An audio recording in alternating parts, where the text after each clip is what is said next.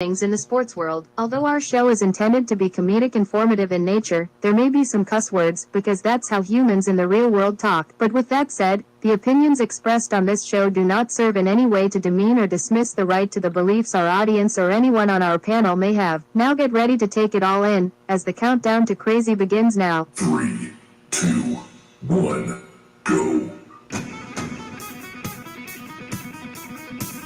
Welcome, sports people, to another jam-packed episode of the Sunday Night Sports Nerd Show. My name is Big E, and for the next 60 minutes, Scott and his co-host, also known as the Man Pack, will bring all the smoke they got in order to set this show and all of Sports Nerd Nation on fire. So sit back and lock in, Nation, as I set this episode off by introducing you to the founder, the host, and the star of the Sports Nerd Show, Scott, the Sports Nerd Wright. Hello, everyone, and welcome to another edition of the Sports Nerds, proudly streaming 3 times per week on the Sports Nerds Network. I am your host, Scott, the Sports Nerds Wright, and along with my co-host, Mr. Elliot Big E Lamba, Bills Mafia member John G. Olson, Ken Koslow, and Wayne 49ers Forever Lynch. We will discuss the week that was in the world of sports. We are live Sunday, Tuesday, and Thursday nights on Facebook, Twitter, Twitch, YouTube, and on the blockchain courtesy of Vim.tv. If you missed the live broadcast, you can watch the replays on Spotify, Facebook, Apple Podcasts, and on the blockchain via Peak D. Gentlemen, happy Sunday. What's going on? How y'all doing? Happy Sunday. Good. Let's talk about the Masters and get that shit over with. We'll get the Masters out of the way first. Before we do, hi, Sheila. Hi, Sheila. Hi, Sheila. Oh, Sheila. All right, ready for the Are world. you really going to do that? Ready for RFTW. Really, Ken? You're going to do that? Mm-hmm. Yep, every time. Oh, my God. I could just By the see way, the newsflash, store. Scotty Scheffler's pretty good. You think? You think? Well, I it helps think. when the rest of the field sucked, but yeah. 2 out of 3 ain't bad. That's what Meatloaf said. Yeah, 2 out of 3 ain't bad. Right. And Scotty's won 2 out of the last 3 Masters tournaments, so it's all good. Yes, congratulations to Scotty Scheffler. It was a great week and weekend of golf. As you all may know or not know, I take this week off every single year just because this is my favorite tournament of the year. Starting with the women's amateur on Saturday. Who? And the women's amateur, yes, the Augusta National Women's Amateur. Oh, really? And then the drive, chip and putt on Sunday, and then the par 3 contest on Wednesday, and then the master tournament from Thursday through Sunday. Congrats to Scotty Scheffler again on winning the Masters, his second in 3 years. Notables on this that have come out and exposed are, first of all, oh God, why can't I remember these people's names? Good grief. Is they're not relevant? That's how relevant they are. He can't remember their name. Can you describe him? Oh, Jesus. Anyway, hang on a second. Can we buy a vowel? No. Bigger than a blood box. No, we're not buying vowels. Tiger Woods. Yeah, well, Tiger had a rough weekend, guys, in case you didn't know that. Well, I'm gonna be the first Golden one. Beef. I'm gonna be the first one to say, Tiger, please retire. You're making a fool of yourself, dude. Your legacy is taking all kinds of hits when you go out there and play a 16 over. Are you kidding me? With half a back. 11 of it was yesterday. Right. He had an 82. Yeah, He shot he 77 today, right? He scored the highest round ever, his highest score ever at Augusta National during the Masters. The 2 guys the one guy that came out on that really exposed him was, Ludvig Åberg. He's a Swedish player. He finished 2nd overall. Mm-hmm. And the kid has game, and he's going to be in the spotlight moving forward in the PGA Tour. He had a really good weekend, but Scotty was just too good. Another great showing by a guy named Max Homa. Hey, that guy had a good weekend until that fan knocked that power bar out of his hand. I know, because yeah, exactly. I mean, going into the water on 11 didn't help matters much, but yeah, the fan drop, knocking this power bar out of his hands didn't matter on the. He on should have number put 9. it in the other hand, dude. I know, right? Yeah, exactly. Max Homa had a good showing. Tommy Fleetwood was finished tied for third. Colin Marcara, who ran into trouble on 9 and 11, which canceled his chances of winning. That's what happens when you play with sand and water and you're not at the beach. Yes, exactly. Oh, who's that Facebook? That was Sheila Dyke. No, Sheila, he didn't make enough money to gamble this week. I don't thought, he's, Phil's all washed up, so we won't see him with another green jacket. Just like Tiger. Tiger's done. He should be done. I think his son would have probably done better in this tournament. He looks old. He looks tired. It was really rough to see him. Really hard for me to see him play this weekend. Well, he set a milestone, 24. 24 straight cuts. 24 Correct. straight Yes, cuts. he did. 24 straight cuts at the Masters. Which is impressive considering he doesn't have a functioning back. Correct. Or a functioning ankle, for that matter. Yeah. I mean, his back is fused. He had his ankle fused. So, I mean, for him to even finish 72 holes was a miracle upon itself. So, he had his miracle a few years ago. in 2019. Yeah, It was an and amazing Masters. He should just now walk away and train his son. You know what I'm saying? Like his father did for him. Well, his son is a really good golfer. He really Yeah, is. I've seen him. He's now the I've seen 6 him million play. cent man. Yeah. He's got Poe. He's got Poe. Yeah. You know what Poe is, right? What's Poe? Potential. Potential. Potential. So, but congrats to Scotty Scheffler for his second green jacket. Tiger, Agreed. we need you to ride off into the sunset and just Please worry about your son. Don't worry about yourself, because keep your legacy intact. keep That's your what you need legacy to do. intact. Stay away from. His legacy's intact. I mean, he's Well, his either the greatest legacy was golfer or the second intact after greatest golfer. 2005. I mean, remember 2000? Yeah, I mean his legacy's 2005 fine, Masters. but you Remember know that shot what? off the green in 16? Oh my God! When you come back and you try to do something that obviously you're not doing anymore, that's a hit. Yeah. Yeah, That's but a bit of a no, hit. it's not. I mean, Arnold Palmer used to play in this tournament and missed the cut when he was like 70, 75 years old. Jack Nicklaus played in this thing. Till he was Well, I'm old. glad Like, you watched. I'm glad you paid attention. Well, I mean, but you're allowed as an older player to come back and play in this tournament. I mean, Yeah. Freddie Couples played. Yeah, in it but this with year. I don't think everything it's that's an age happened thing. to him, the car crash and all that kind of stuff, his back, like you said, he doesn't have a functional back. Right. So how's that going to impact his legacy? His legacy It's is not. he's either the greatest golfer or the second greatest golfer of all time. It's between Well, there's Jack. 1 and 1A. Jack is number 1. Tiger's 1A. I mean, or you Yeah. can reverse them. Exactly. Yeah. Actually, He should train his son, and if he chooses to or so desires, maybe play the seniors tour, if that's conducive to his back holding up and his ankle. Well, yeah, and again, when he was that's training going to for be his son, dependent on his health. his That's gonna be legacy's dependent on his health. intact. Yeah. Well, and That I is- think that Jack is- was that the is one, going to be that's going to be dependent on his health. So Jack was the one that said he would dominate the senior tour because he'd be able to use the cart, so he wouldn't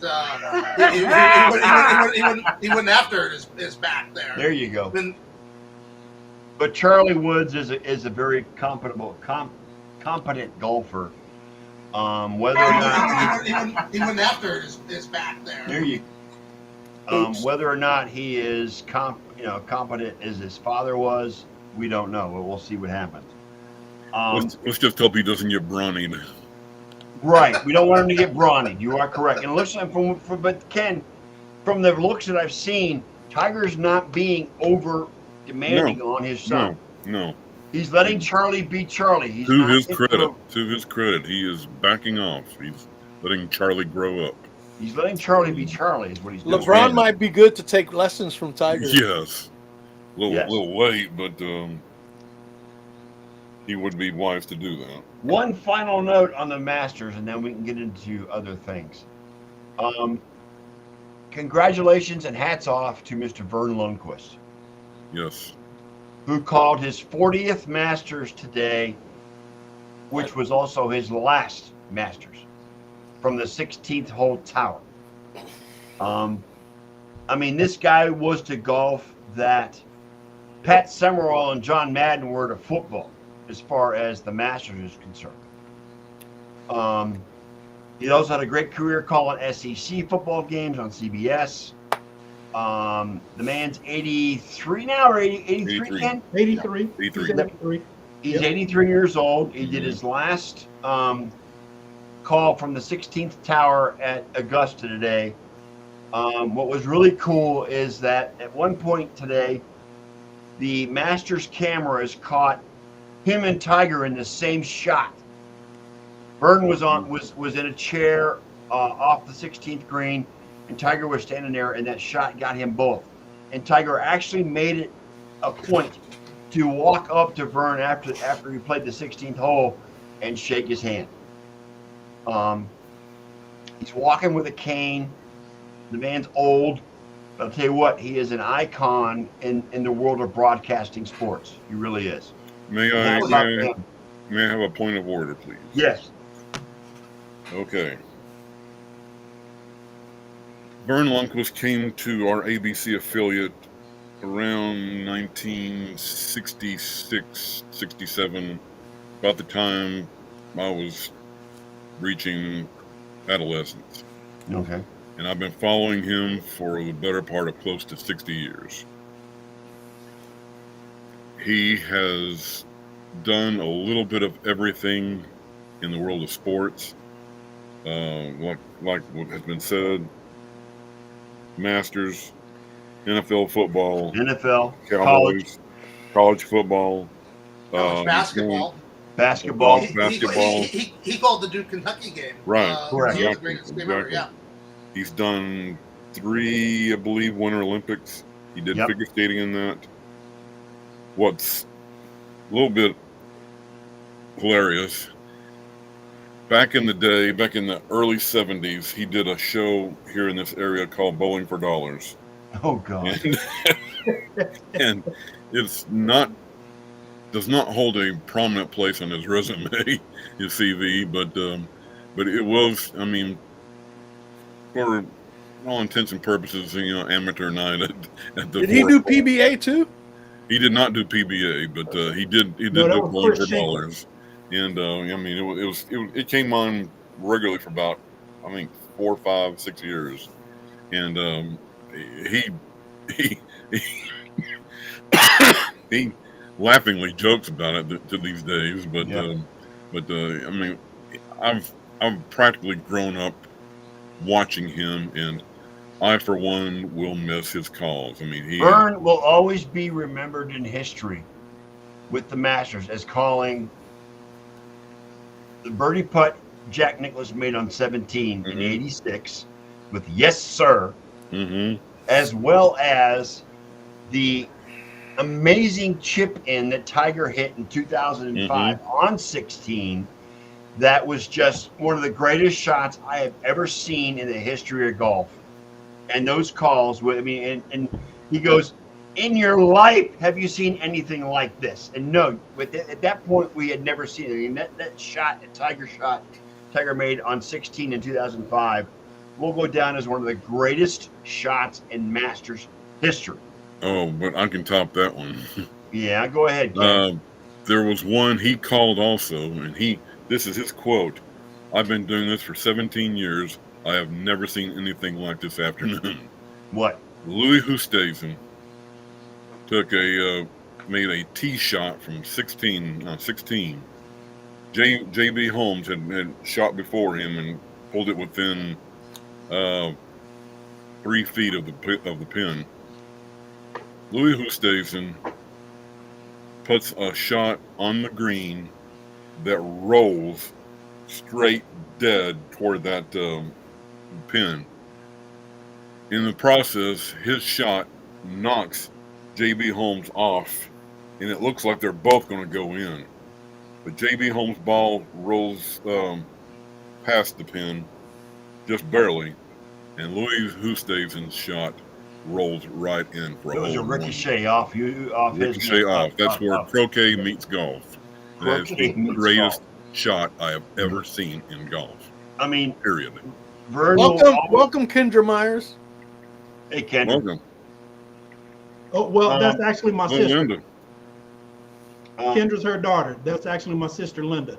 Hello, Linda. Oh, welcome, Sister Linda. While she's on there, your almost baby sister. Is that what you're saying? yeah, my almost baby sister. That Your means she's almost just baby slightly sister. older than me. Okay. I mean, Vern Lundquist will always be the voice of the SEC football. To me, I love calling historic Alabama games, Georgia games, Florida games.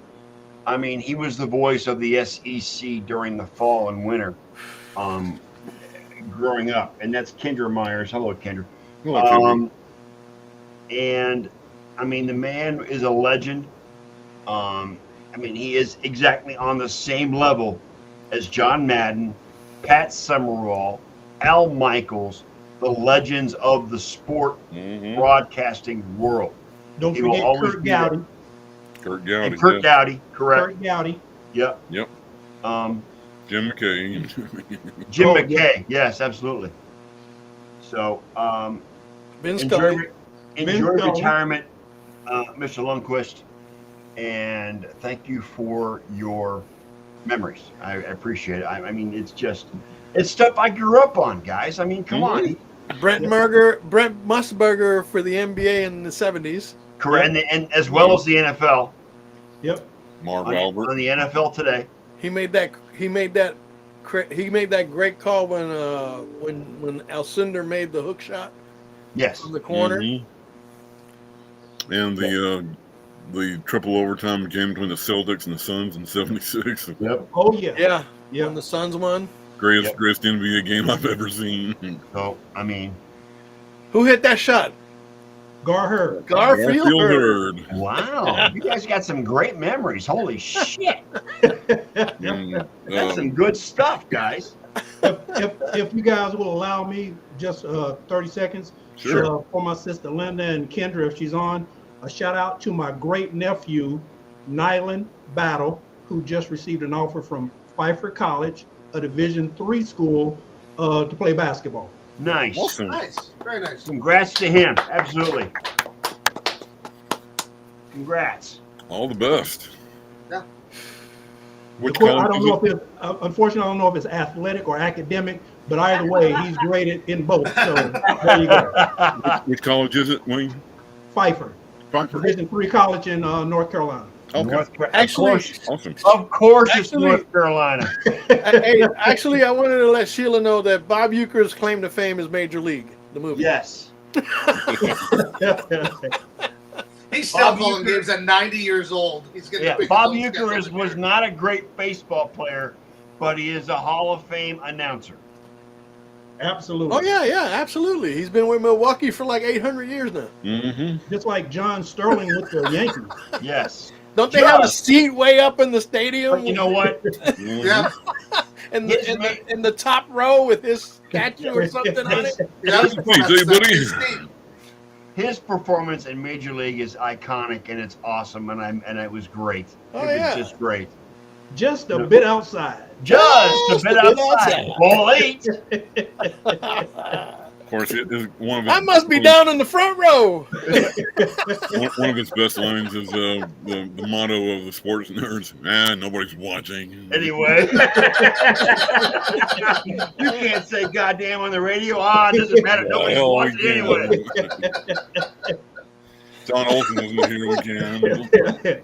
Oh my God. Yeah. I mean, yes. I used to listen to him fishing with my dad all the time up in Wisconsin, and I mean he could take a 10-0 game and just make it exciting, just sitting there telling all kinds of old stories, Yep. and still manage to call the game. I love listening to Uecker. You know what? He enjoyed self-deprecation. Yes. He loved telling stories took it about to how a bad he talent was level. at baseball when What? he was playing. One memory of him for me was when he did a I think it was WrestleMania 3. He was on. Yeah, he was at somewhere WrestleMania around 3, there. Yeah. Yeah. And Andre the Giant was choking him Yep. during the interview. Yes. Yes. Well, he's always had a flair for the entertainment side of TV. And he played that bit to the limit, Elliot. He did. Oh, he was great for WWE. Yeah. I mean, Mhm. well, it was WWF at that Yeah, time. WWF at that time. Yes. Yes. He was also But, Mr. yeah, he was Belvedere. great. He fit in nicely to the wrestling. You know what I'm Yeah, saying? he did. You know what? And again, and even in Major League 2, he was good too as the announcer. So I mean, he did a really good job with that. And I like when he got drunk. I like when he got drunk. I love when he got And drunk. he was wearing his wife beater. Yes. Yes. One reason why Wisconsin's always loved him is he could have gone to the Yankees, he could have done national TV, he could have had any job in baseball that he wanted. But he went to Milwaukee. Stuck Yeah. with Milwaukee. Right. Well, I mean, he probably played did for games Milwaukee with the Braves, so I know. Well, when which, he moved by to the way, Milwaukee. So He probably did games in County Stadium too, Well, right? just to bring it full circle, just for historical reason, the games in Major League were played at Milwaukee Stadium. They weren't played in Cleveland Stadium. They were played in Milwaukee. That's where they shot the film. Clarky's in the house, guys. He did hit a home run off of Sandy Koufax. Yes. One of the few that were ever hit off Sandy Koufax. He was one of the few. Were his eyes open? Right?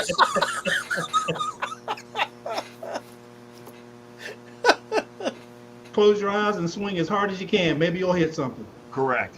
All right, guys. Thanks for the nostalgia. Thanks for the Masters bit. The reason we're here tonight is because the draft is only 2 weeks away, less than 2 weeks away. Be 2 weeks from this past Thursday. We're going to do a special live draft show on that night from 7:30 until whenever we get done. It's going to be a marathon for us. But Derek is here to talk about the draft. Derek, what are you looking forward to most about the draft? We talked a little bit on Thursday night regarding the first pick and what's going to happen the first 3 or 4 picks. What are you looking forward to seeing coming up with this year's draft? I mean, every year it's kind of the same thing. Where are the quarterbacks going to go? Because that shapes the top of the draft, and Right. I think there's going to be 4 taken in the first 5 or 6 picks. So quarterbacks are going to dominate the draft early. It's a really good offensive tackle draft. I'm very interested to see how many offensive linemen get taken. I know that's not the sexy fantasy position, but offensive lines are what help teams win championships and help skill position players. I'm gonna push back on that. It's not a sexy fantasy position, but if it wasn't for them, we wouldn't be getting the fantasy numbers we get. Correct. Yeah. Right. So, running backs. Yes. Correct. Yes. And it's a very deep wide receiver draft too. And It's not a sexy sometimes fantasy position, but if it wasn't for them, we wouldn't. Who's that going on? It's not me, Elliot. That's what are you your doing? damn delayed Facebook broadcast. Well, then mute Facebook and pay attention. That's Go what ahead. I did, and then Go it ahead. came back on by itself. Oh, whatever. Go ahead, Derek. Mind of its own. and then wide receiver. There's a lot of wide receivers in this draft, and sometimes when you get that many, it pushes first round talent into the second round because there's other positions that are important that there's not as much depth at, and teams will wait until the second or third round and take good wide receivers there. So I'm interested to see where they all. That's the order they're going to go in, Bill. Clarky has a question for you, Derek. Daniels versus May. That's the versus order they're going to McCarthy. go in. That's the order they're going to go in. I totally agree with you. McCarthy is the one I'm the least high on out of those 3. I understand he won a lot of games at Michigan, but But wasn't that I don't know how his game. Wasn't that more of a run offense in Michigan? Yes. Well, that one game against Penn State, I don't think he threw in the second half. No. Yeah. No. Yeah, don't tell Rich Eisen that, Derek, because he'll push back on you. Because Rich Eisen is very high on J.J. McCarthy. But then again, Rich Eisen is just Eisen's high. a Michigan alumni, so you didn't take it for what you want. Rich Eisen is just high. Huh? Yes, I know. And Daniels is the one. Oh, what's that, Ken? I was going to say, as the resident Michigan fan here, JJ is a very good quarterback. Is he elite as far as the other guys are concerned? No. He was hot and cold in college, but he can get the job done when he has to. He will not be a starter, for anybody anytime soon. But Even if I the would love to Patriots see him take as a Let's backup. just I'd love to see him in Dallas. I'd love to have the chance. We won't get close to him, but. let's just remember that one of the best quarterbacks in football lately was picked as the last pick in the draft a couple years ago. So anything can happen. We don't know. We don't know how it's. Who does that draft pick play for? Big E. That. Let me think about what. Alcatraz. That's right. Alcatraz. I think I might have an answer. Hold on. Wait. The Alcatraz 49. Elliot's checking his Wayback Machine. I need to check. I need to turn off my background. So hang on a second. Oh gosh, whatever. Yeah, Mr. Relevant. Who does he play for and start for? Yeah, we know. 49ers. Yeah, the Niners. I know, whatever. The Niners, baby. Forever. Not a lot being talked about as far as the running backs, Derek. Are there any good running backs in the draft? Yeah, I mean, there's good running backs, but none that are going to go in the first round. I'd be shocked if one goes in the first round. Are you asking for the Dallas Cowboys there, Scott? No. No. I mean, and consider this, they're thinking about bringing Ezekiel back, so, it is what it is in Dallas. Sorry, Ken. We're bringing back an Ohio State player, then we are desperate. Right. Yeah, Hey, Bill, Penix will probably go. Penix will probably go in the second round, Bill. Somewhere. I think he goes late first round, believe it or not. I think he goes late first round. I think he could, because you'll see teams sometimes that'll trade up from the second round into the first round because then you get that option year for a quarterback. And getting back to running backs, I'm looking at CBS Sports. The top ranked running back on their board is Jonathan Brooks, and he's the 72nd ranked overall prospect. So it is not a good. It is not a good running back draft. Very well, there is one. There is one great tight end, the kid from Georgia. Yeah, Brock Bowers. Brock Bowers. I think remember when I said that the 49ers should have tried to pick him up if they could? Yep. Remember the show way back when? I mean, you guys got an all-class tight end. Why would you need another one? Really? Well, you know what? I always heard two heads are better than one. Kittle. What do you want another? I mean, I've always heard two heads are better than one. But Brock Bowers is going to sit in limbo behind Kittle. No, he won't. They'll both play. No, he wouldn't. You ever heard of two tight end formations, fool? Oh my God! Double time. Well, he's used to three tight ends because that's what Cleveland ran all the time. Was Thank three you, tight Derek, for that. Fuck you. We like our tight ends in Cleveland. Shut up. Order. God. Yeah. What about Penix, Derek? I love his tape. I mean, he's got one of the best deep balls in the entire draft. Him and Bo Nix are both going to be really interesting because they're not. That's what I was going to ask about. They're not. Yeah, they're not up there with the top four prospects. But Denver needs a quarterback. Vegas needs a quarterback, and Seattle needs a quarterback. And it'll be interesting to see if either of those three teams jump on them a little higher than people are predicting they go, or if those quarterbacks fall to the back of the first round and they trade back into the first round to pick. I mean, Penix's biggest fault is his injury history. He's coming off 2 ACL injuries, right, in the last few years, and teams are wary of that because they're worried that he's not going to be durable. I mean, he had a great season in the NCAA last year, and he's a lefty as well. But his injury history is a lot to be concerned about. That second half in the championship game kind of dropped him down a few pegs, and But I hate to see that, but not at the expense of Michigan, of course. But yeah, he's when he is healthy, he is deadly. Yes. Hey, Derek, I got a question for you. You mentioned Seattle. You mentioned a few other teams. What about the Giants at 6? I mean, come on, Daniel Jones is not the answer. We all know that. Stevie Right. Wonder can see that, and he can't see shit. Right.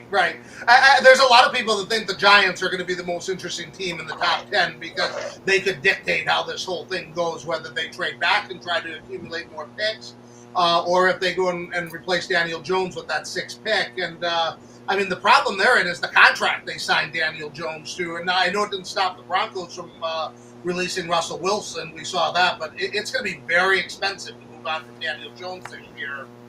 And so they might decide that if they can't have one of those top prospects and they're not going to compete this year, they might try to accumulate more picks and then hope that they're in a position next year where they can take a quarterback. Well, I've been hearing that they might, in the 2nd round, if he's still available, go after Bo Nix. That's another route that they could take, absolutely. Yeah.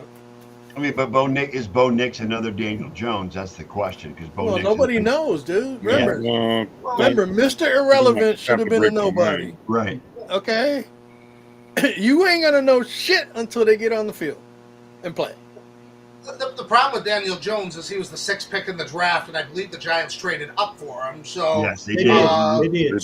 So they surrendered a bunch of draft capital to get him, and then they doubled down and re-signed him to a huge contract extension. If you get Bo Nix in the 2nd round, you know, look at the Steelers. They took Kenny Pickett with the 20th pick, and they were able to move off him this year and acquire 2 quarterbacks.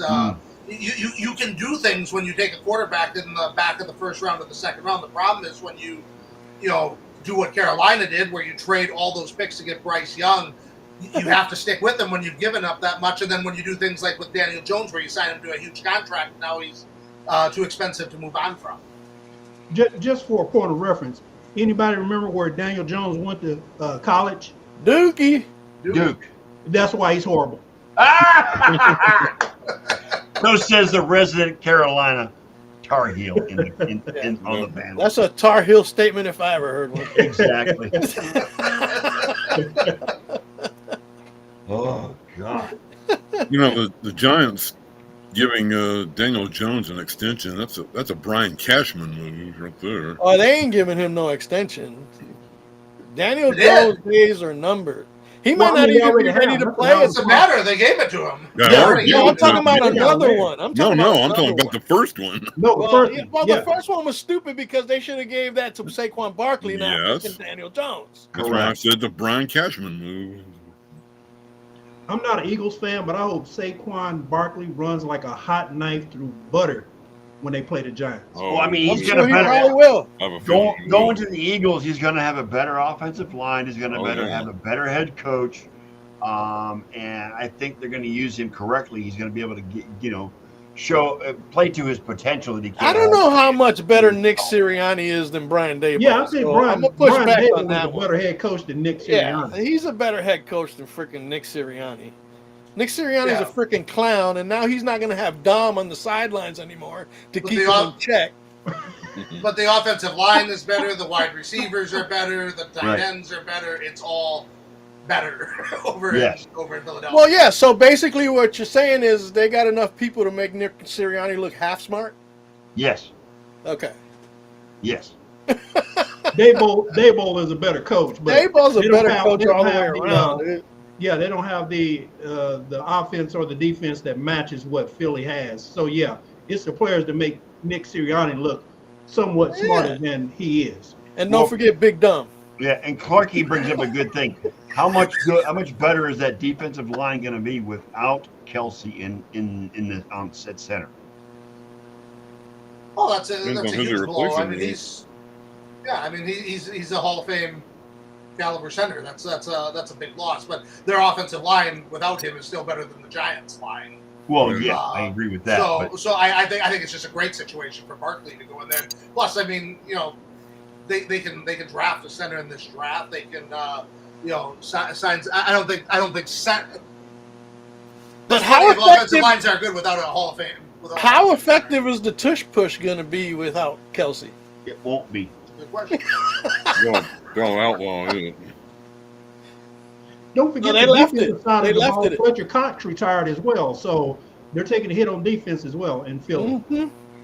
Or is it the brotherly shove? tush push, brotherly shove, either way, it's not going to be as effective. No. No, a lot of it hurts strength in his legs, but a lot of it also is the push that the interior offensive line is getting. Kelsey was a huge part of that. Right. You saw what happened to Philly after the 49ers crushed them and Big Dom got exiled from the bench area. Mm-hmm. They went downhill after that. I guess Dom was that much important to Philadelphia. Well, he would keep Nick Sirianni from being a freaking more of a loser than he is. Yeah. But, you know what I'm saying? It's like he's not going to be there now. He's banned from the sidelines next season. So really, from the sidelines altogether? He ain't going to be on the sidelines next season. Complete ban. Yep. Wow. That's going to be huge. Well, that's what happens when you tangle with a player on the field. Okay, he should have never got there with was it Greenlaw? Greenlaw, yep. Mm-hmm. You know what I mean? At that point, I mean, look, if his job was security and to keep tabs on Sirianni, then do your job. But to get physically involved with a player on the field, that to me is enough to say, okay, keep him off the sidelines. Right. Yep, it's a wrap. Right. But isn't that a pretty typical Philadelphia response too? Well, it is the city of brotherly love, which means just the opposite of what it stands for. Yeah, the fans are one of the worst. Oh, worst fans ever, dude. Yeah. No, the Cowboys fans are just, they're delusional, but that's okay. I love you, Ken. But Cowboy fans are delusional. Philly fans are abusive, and Browns fans are crazy. So it's all in the same boat, Crazier than Bills fans? Well, I'd be crazy too if I haven't won in 100 years. I know, Ken. Thanks for that. Yeah, I know. Like the Bills, when John's not here, so we won't talk bad about the Bills anyway. But at least the Bills have been to the Super Bowl. Oh God. The Browns have been, but it's Baltimore. Oh God. Cleveland 1.0. They had to relocate to get to the Super Bowl. I mean, you see what I got to deal with, Derek? I mean, these guys are freaking clowns. You know what I'm saying? Hey, Derek. Wait. The sad thing is that Derek believes the same thing you guys do. He does it all the time. Hey, Derek. Anytime a Cleveland Post goes up, Derek's right there, buddy. Derek could be MIA, and all of a sudden he shows up. Derek shows up. You got that right. Wait till the Tampa Bay Lightning Columbus Blue Jackets reference comes up later in the show. Oh yeah, well we ain't talking. Wayne, why can't you shut the? Hey Wayne, that'll be on Thursday when Ron is on. When the Ron show. gets here, yes. On Thursday night when Ron gets here, yes. Oh God. Never has a host been so abused than by this panel whatsoever. Well, that's what you get for putting us through 22 minutes of Masters talk. Yeah, thank you, Elliot. Well, Derek, you're a Packers fan. Yes. What do the Packers need in the draft? They definitely could use some safety help, defensive back help. I think there a lot of mocks I've been seeing have them taking Cooper DeJean from Iowa, and I think that would be somebody that could play in the slot and would help them out a lot there. They need some offensive line help. Who they going to get to replace Bakhtiari? Well, and that's what I'm saying. They need some help on the offensive line, but I think that's what'll be interesting is this is a really deep offensive tackle draft, but history's shown the Packers usually go defense in the first round, so I think they're going to address the defensive back position in the first round. They'll wait on tackle until the second round. There's decent O-line tackles in the second round as well as the first round. So I mean, it's an offensive line that is offensive line draft that is very deep. So and even in the second or third round, they can probably find a good quality offensive. Bakhtiari played what, left guard? Left tackle. Or left tackle. Left tackle. But the Packers have a history of finding all-pro, Pro Bowl linemen in the 4th, 5th, 6th, 7th round. Yeah, later in the draft, right. Yeah, they're one of the best teams in the league at finding talent there. So I don't think they're going to be in a hurry to take a first-round offensive lineman. That's not been their philosophy. And I think they kind of with Jordan Love's contract extension coming up, they're going to have to make some decisions down the road. I think this draft is as much for them about 2025 and 2026 as it is. What year this is year, so they Love gotta in retool his that contract? defense. Is he in his third year or fourth year? Well, he's off his rookie contract, and they renegotiated it last year, so they didn't have to pick up the option, and they can't actually sign him to a new deal until May. But he's going to get a new deal probably in the $50 to $60 million a year range, is what they're saying. Jesus Christ. Hey, Scott, Bill had a question for Derek. Yeah, I got it. I got you. Who will have the best career, Marvin Harrison, Malik Neighbors, or Roma Odunze? I would say Marvin Harrison. He's my favorite player in this draft. But I think one thing with receivers is you got to see where they get drafted, because I remember I was a huge Tavon Austin fan when he was coming out of West Virginia and thought he was just going to be unbelievable. Then he got stuck with the Rams and Sam Bradford, and and that really short-circuited any chance he had to have a good start to his career. But I think if Marvin Harrison Jr. goes forth to Arizona, Kyler Murray has had his ups and his downs, but he can throw the football, and I think Marvin Harrison has a chance to put up some huge numbers there. I loved his game. He was fantastic at Ohio State. I mean, he'll be a great replacement for Larry Fitzgerald, who retired so many years ago. But but I agree. I think as an OSU fan, I love Marvin Harrison Jr. I think he's actually better than his dad was coming out of college. Ooh. So if he gets, that's a bold statement. I know it's a bold statement, but I still think opinion. That's my opinion. Are we talking about delusional or no? I think he's right. I mean, Marvin Harrison wasn't a top 5 pick coming out of the draft. He was the 19th overall pick, but I mean, Marvin Harrison's the clear number 1 wide receiver in this draft, and I can't imagine he's going to go outside the top 5. Yeah, I think Arizona stands pat and drafts him at number 4. I really do. Yeah. Okay, so is Minnesota trade up? What about who's next? Malik, Neighbors, or Rome Odunze? Neighbors. You think he's next? Yeah. Rome Odunze will go 3rd. Yep, I have Neighbors going 5th to the Chargers, and I have what was his name again? I just blanked. Rome Odunze. Yeah, I have him going 9th to the Bears.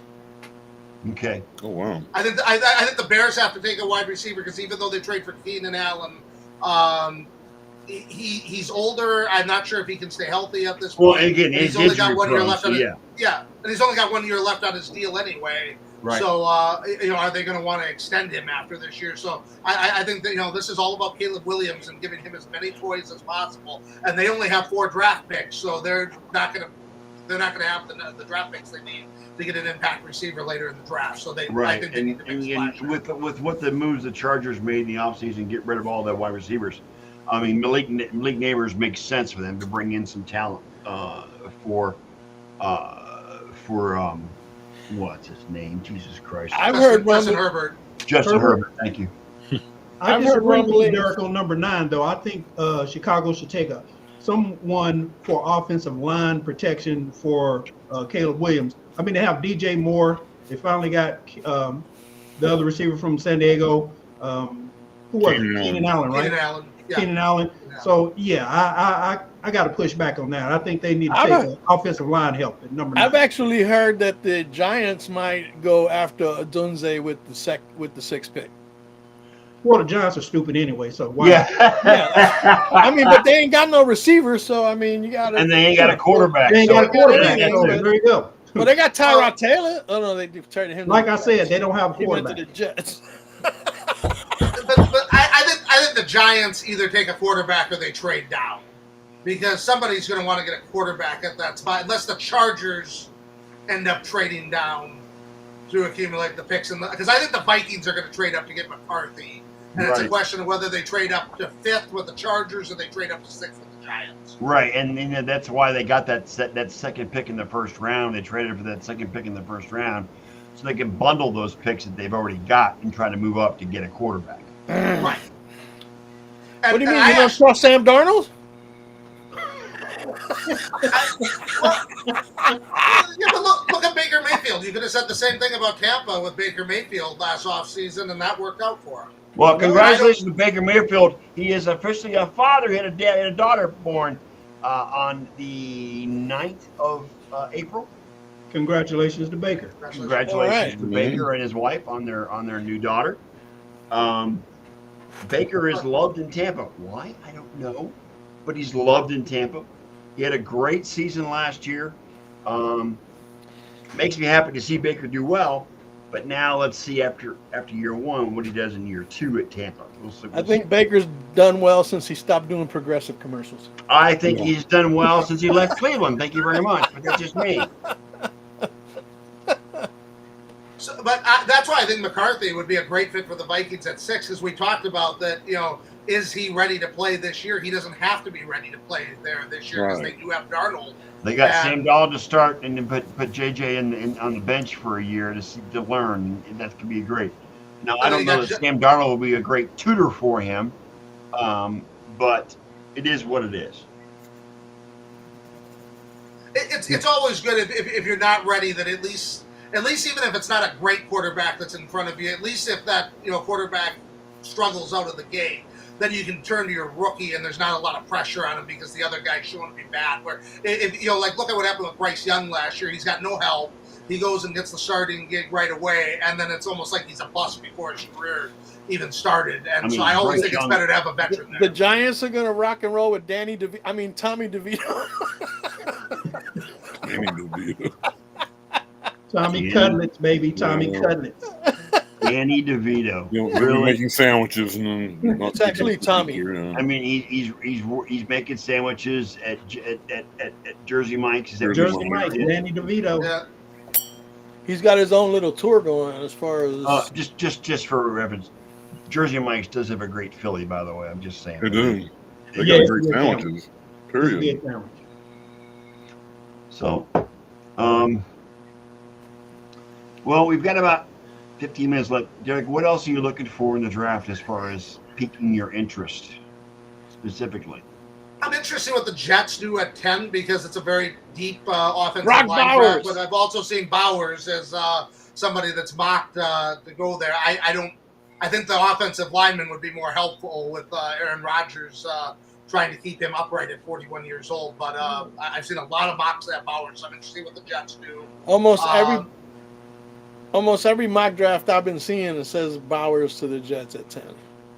I've been seeing a lot of those as well. I'm interested to see what Denver and Las Vegas do because neither one of them have the answer at quarterback. So we were talking about that before. Do they go Bo Nix? Do they go Penix? Or do they address other needs? I think that I actually, in my mock, I have neither one of them taking a quarterback. I think that they're both going to wait. I have Denver taking Terrion Arnold out of Alabama, and I have Troy Fatno from Washington on the interior offensive line going to Vegas. They've had one of the worst run defenses in the league for a while. They could use some help beefing up their interior line. That'd be a good pick there. Yeah. Clarky has a question for you. Does Derek know anything about Elliott Wolf from his time in Green Bay? Pats fans are asking. I don't know that guy. I mean, he's Ron Wolf's son, and he was involved in their scouting department at a very early age and was talked about a lot when they went with Goody instead of Elliott Wolf, and that's why he left the Packers because it was between those two guys, and they went with Goody, and then Wolf left. I think he's very, very sharp. I had hoped the Packers were gonna keep him, and Packers. There's a lot of guys from that front office that have gone on and been good GMs in other spots. And have, Not to mention he has a fabulous first name. Elliott, whatever. That's enough to make him relevant. Oh, God. No, I think the Patriots got a very good person running their front office, and Elliott Wolf, and I'm really interested to see what they do with this draft because.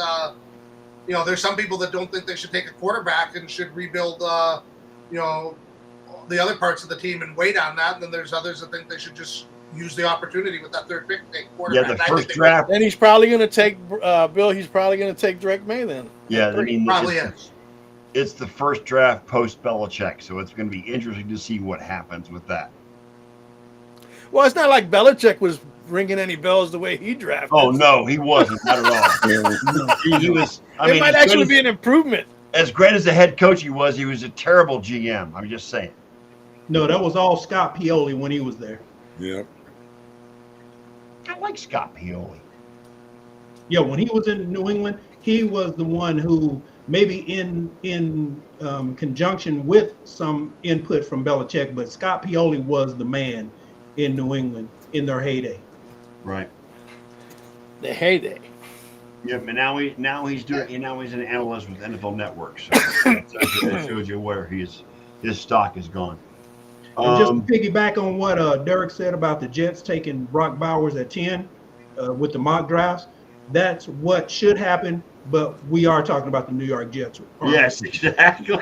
Well, yeah, I remember many, many years ago, and this is, I think I was actually still in New York, and Mel Kiper, he used to sit in like he does now on the panel. Yeah.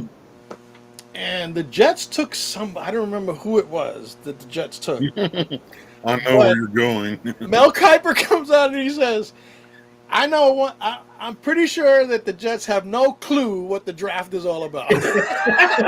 I remember that. And it remains truthful to this day. I'm just saying, you know? Oh, God. All right, real quick. We're going to have Ron Gallo on here Thursday night for Hockey Talk. The NBA regular season finished today. Number 2 seed. Number 2 seed, the Knicks. To the Knicks. Hell yeah. The Cavaliers get the number 4 seed. Where's Dallas at, Kenny? I think we got number 5 in the West. Okay. You know, the Cavaliers kind of screwed up today because they actually gave up at the fourth quarter, and it was a close game, and they kept their they guys could on have had the bench. number 2 seed, but they could have had the 3 seed if Yeah. they would have played because Milwaukee lost. Milwaukee would have been the 4th seed. Correct. So I got no respect for Cleveland. They lost to Charlotte. Come on, man. Shut up. yeah, you need to find some sport that Cleveland can, you know. Well, the Guardians actually did a walk-off on the Yankees today, so I'm happy about that. 3 and 10. Good, just means they got lucky. But I've Yeah, never 3 and 10. heard of a team go undefeated in baseball. right. But winning the first 5 series of the season is a lot more than Cleveland can say Correct. at any point in time. Yes. Well, I'll say this about baseball. Like Bobby Cox used to say, there's 162 games. If you win 2 out of every 3, your record at the end of the year is going to be 104 and 58. There you go. And that's what we've been doing. We've been winning 2 out of 3. We swept the Astros. Thank God. You know what I'm saying? So basically, The Astros Major have League come back to Baseball. being the Astros. and then we don't even have our number 1 pitcher around either. Yeah. Well, look at it in baseball. No matter how good you are, you're going to lose 54. No matter Correct. how bad you are, you're going to win 54. So it's the other 54 games that matter. Correct. That's the greatest analogy of baseball in history. You're ever going to lose 54, you're going to win 54. It's the other 54 that matter. So, Derek, are you Cubs or White Sox? I can't remember. Brewers. Brewers. Brewers. Well, it shows you how the fuck I know. Good job. Well, come on, man. He I was go to fucking Bob Euchre. I know. He's a Wisconsin guy, so okay. Yeah. But I figured it's I- Chicago, so. Between Chicago, the White Sox, and the Cubs, I watch the Cubs more, and I go to quite a few games at Wrigley Field. It's Okay. All right. it's just an unbelievable place to watch a game. The White Sox are horrible anyways. Yeah, the White Sox are horrible. Well, and it just doesn't have the same viewing experience because Wrigley's built right in the middle of that Lakeview neighborhood up there, Mhm. and it's just a really unique feel. Where the White Sox, it's off the freeway in the middle of the south side of Chicago, and there's really no bars around there or anything like that. It's got a great experience inside the stadium, but you don't have the neighborhood feel to it that you do. Well, the new Comiskey White- is not exactly the old Comiskey either, so I'm just What? saying. White Sox are 2-13. It's 2 weeks into the season. They're already 8 games out of first place. Is anyone surprised by that, Elliot? No, of Of course course not. You know, I hate the Cubs. You know why I hate the Cubs? 2016. That's why I hate the Cubs. Why are you hating on the Oh, Cubs? It doesn't. man. You know what? It's not their fault. Cleveland sucks. Oh God. And here I was going to bring up 1995, silly me. The Cubs haven't. The Cubs didn't do You know anything for a what? long Let time. me just either. say something about Who's down on 1995, that? Wayne. The only year that team won a World Series was against the Indians. Any True. other World Series they got into, they lost. True. But No. that's true. That's true. No, However, they beat No, that and we last year. and we sweat. let's go back and look at that first part of your comment. They beat Cleveland. Oh, shut up. And we beat them in the World Series twice. Not the you don't beat them with the Indians in the World Series, Elliot. No, No, he's I'm talking referring about. to the Braves. He's I'm referring to the referring Braves. to the Braves, dude. As a matter of fact, our World Series record with the Braves right now, we've won our last 8 games in the World Series. Oh, against Yep. the good Braves. Lord. Brooms be We damned. spotted them 2 games in 1996, and that was that. Yeah, I mean- gentlemen. Well, it wasn't a gentleman's sweep, but basically brooms be damned. 4 in a row and then another 4 in a row. I mean, Wayne, you got to admit, as talented as that Braves team was in the 90s with the pitching staff they had, they should have won more than just one World Series in that time. Oh, I agree wholeheartedly. They never had the bullpen, and they didn't have that dominant closer. That and there's a lot of games where they had good starting pitching to start off with. And Wasn't Mike Wallers their closer? Wasn't he really good at the time? Wallers? they had the they guy had that gave up Rocker, a 3-run homer to Jim Leyritz? They had Rocker. They had Stanton. Didn't they have Reardon for a while? Rocker. I mean, Oh my God, Rocker? Really? Rocker. John Yes. Rocker. Yeah. John Rocker? well, that's who John they were. Rocker. That's who they were putting out there at closer, Reardon. and that was the thing. If you could get the starters out, by the 7th inning, you had a couple innings against the bullpen, and it wasn't quite up to task. Yeah, All but right. hey, we redeemed ourselves in 21, so there you go. I will never Right. forget, Wayne, to bring you back down as far as recapping and reliving history. I will never forget the night in 1992 when Sid Bream came around from second to home plate to beat the Francisco Pirates in the NLCS. Francisco Cabrera. Cabrera. That's when Who- Barry. That's when. who- That's Who when did he Barry slide Bonds. under? That's when Barry Bonds was actually skinny. Correct. Who did he slide under? Barry Bonds when he threw that 27 hopper to the home plate. 27 hopper. I will say this about. I Did will say Sid this. Bream slide under? He killed golfers all the way to the plate. Yeah. I will say this about that game. I was laying in bed with my girlfriend at the time, and you guys have known her. Her name is Cheryl. She's been one of our listeners at one point in time. When Sid Bream came around and scored in that game, I almost killed her with my reaction because I was so excited and so happy. I was kicking and flailing all over the place, and I almost knocked her out. So, I mean, it's a good memory for me. Hey, who's B. Rich? That's when I was a Braves fan, was in the early 90s, and I moved into the Indians once they started being good. So, Hey, who's B. Rich? That's my brother-in-law. That's your brother-in-law? Yep. You my dude, man. go Knicks. You're Yeah, my dude. You know what? The Knicks are going out in the first round, so let's You go got ahead. to be crazy, yo. You got to be crazy. We're playing Philly or Miami in the first round. You know what? Neither Either one one's of going those to beat teams. you, Elliot. I'm just saying, it's the Knicks after all. So go ahead and. We're going to the Eastern Conference Finals to play the Boston Celtics. I don't Where think you so. will get run in 4 games. Correct. Let the chips fall where they may Thank at you, that Wayne. point. Oh, Just to piggyback. That's off of if what Boston you said, makes Scott. it that far. That's if Boston makes it that far. Oh, Boston's gonna be there. Ain't no doubt about it. Just to piggyback off of what you said, Scott. Wait a minute. Wayne. Wayne, Yeah, when he scored, I was house sitting at the time, and I remember doing the dying cockroach on the floor, arms and legs waving in the air. Wayne, we ain't got to wait till Thursday. Remember, Tampa was supposed to win the Stanley Cup 3 years ago. What happened? Yeah. Way to work it in. Hey, Wayne set me up. Elliot, go fuck yourself. Fuck you too. There's that damn echo again. The Cavaliers are playing the Orlando Magic in round 1, so we'll see how that goes. Yeah, I hope they make it to the last game and then win it, but who knows? I hope Orlando beats them so that way You can put more shit on top of my head. Yeah, I know. Yes. No. I hope Orlando beats them so that way I could try to get to a Knicks Orlando game in the second round. There you go. All right, it's 8:30. I need to get the hell out of here. I got to go back to work on Monday. Oh, boo-hoo. I know. It's been a great week off. Enjoyed the Masters. Enjoyed my time off. All right, gentlemen. Derek, thank you for being here. We appreciate you being here. If you can make the draft on Thursday in 2 weeks, that'd be great. If not, that's okay. Let us know with your schedule. Sounds good. It's a marathon. You don't have to be on for the whole show. If you want to come in for a couple hours, that's fine. But we will be doing a marathon show on Thursday, the 25th, for the NFL draft, starting at 7:30.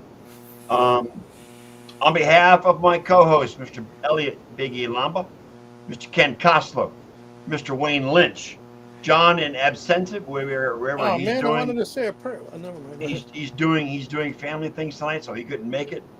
And much obliged to our guest tonight, Derek Lofland. We are the Sports Nerds. We are out for tonight. We'll be back on Tuesday night at 6 p.m. Eastern Time. And on that note, please, Elliot, play the outro.